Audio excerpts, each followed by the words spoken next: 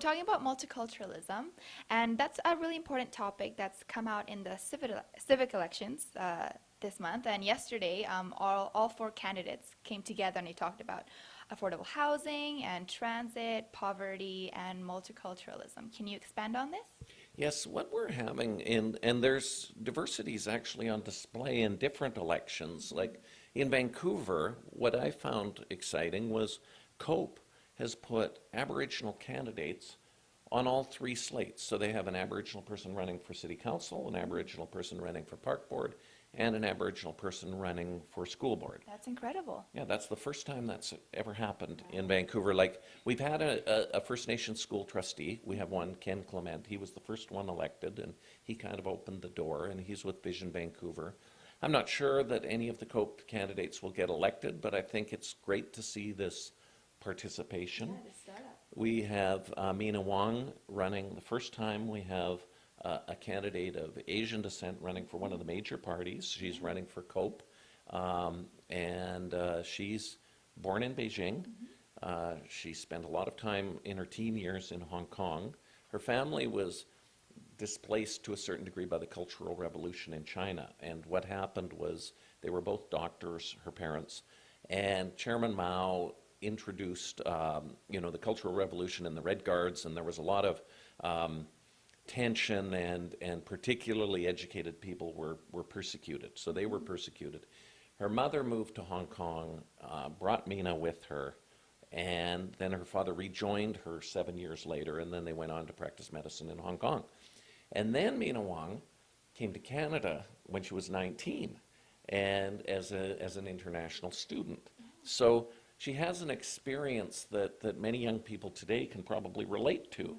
And so she's running for mayor, and I think we're also seeing with Vision Vancouver that they have a very diverse slate.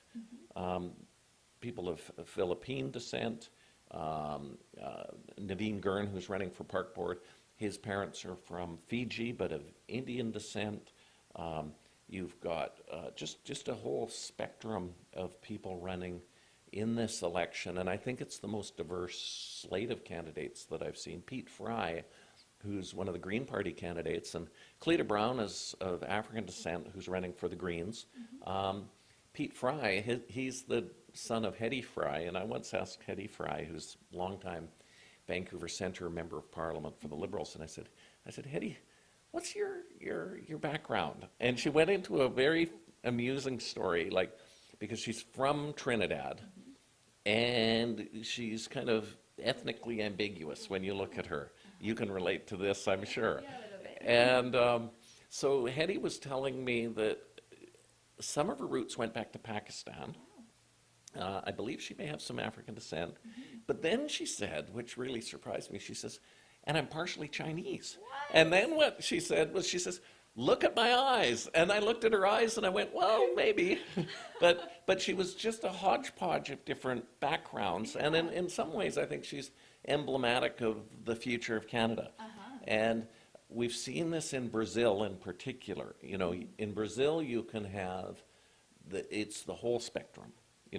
Arab, Japanese, Amerindian, African, German, Italian, and Brazil is probably, I would hazard a guess, the most kind of diverse country in the world. A bit of everything in there. And I think Canada's moving in that direction, and it's interesting to see, because I think it goes back to what Adrienne Clarkson's saying, is how that's going to change us and hopefully improve us. Definitely. I think multiculturalism is a really important topic in Canada and Vancouver as well. But there's always going to be a language barrier, and a Vancouver Foundation stated that 1 in 4 residents feel disconnected or distant from their community. What do you think of this?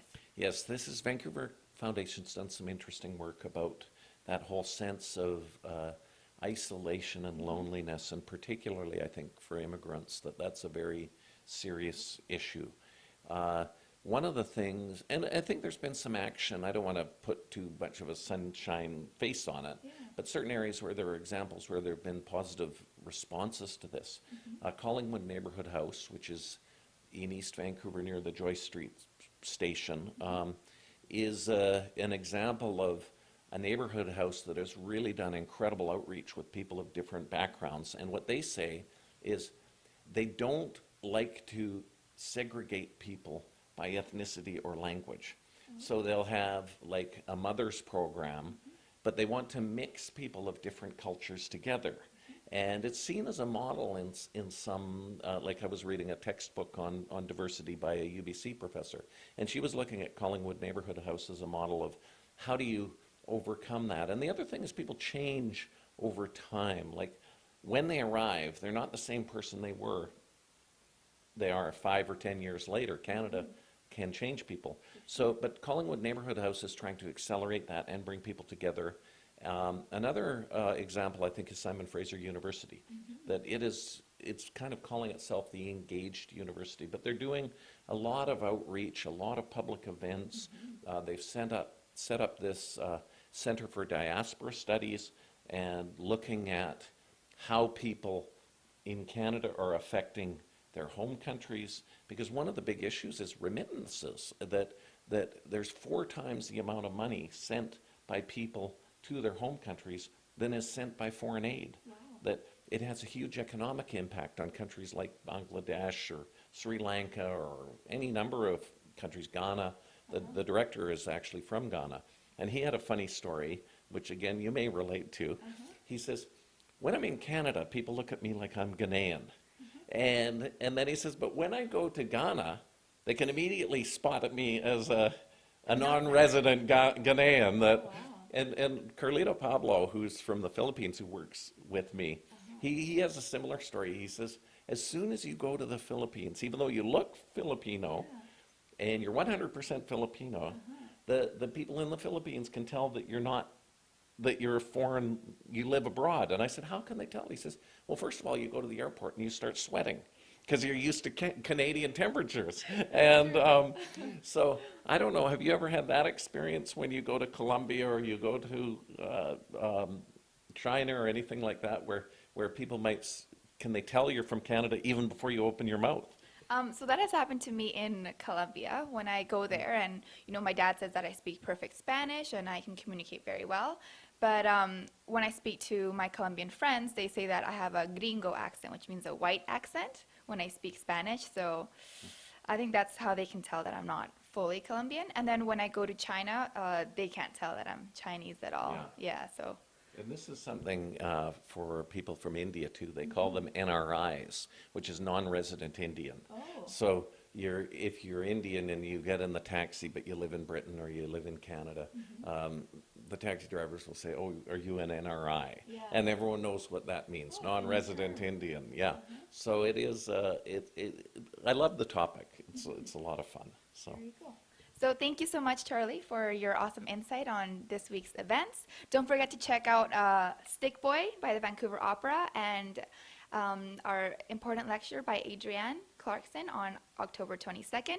Also, don't forget to pick up your local copy of the Georgia Straight newspaper or visit them online at www.straight.com. Thank you for watching and see you next week.